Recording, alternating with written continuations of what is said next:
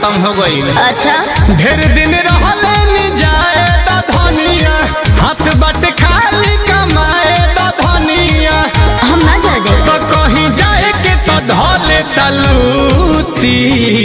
अरे अरे हाँ तू तो सजो ही कहेलू दिया बूती। सुनो राजा घर है मिले करो छूटी, राम देवरा हो पापी पी के घरे आवेला फुरूटी। आपी के घरे आवेला फुरूटी, पी के घरे आवेला फुरूटी। अरे पिए दो मैंगो फ्रूटी पिए तनु। अब आप मैंगो फ्रूटी अब महुआ चना ले पिए भोग दे नाली में गिरावेला।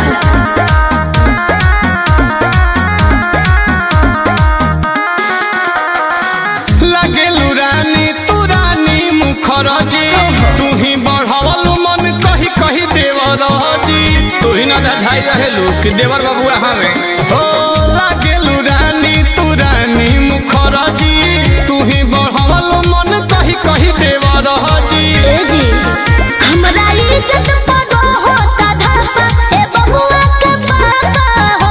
बाहु बोली बनल फिरता रो बहरी बाघर ही कटापा हो।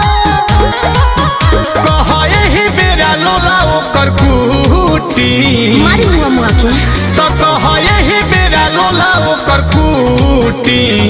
कहाँ बा ए जी राजा घर है मिले करो छूटी, राम देवरा हो पापी पी के घरे आवेला फुरूटी।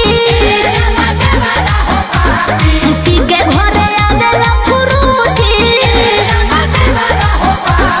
पी के घरे आवेला फुरूटी।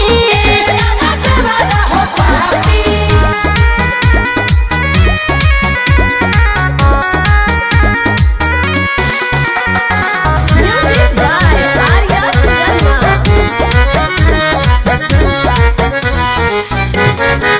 अधिका जे रात में करता उत्पात हो, आंसू से करता नी बेला ना से बात हो।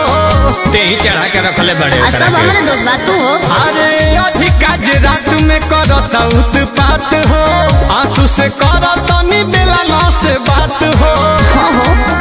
दिया के तो दिहिले हम गारी करेला परियारी हो। लेके चिखना में रोजे भाग जाता रात के तरकारी हो।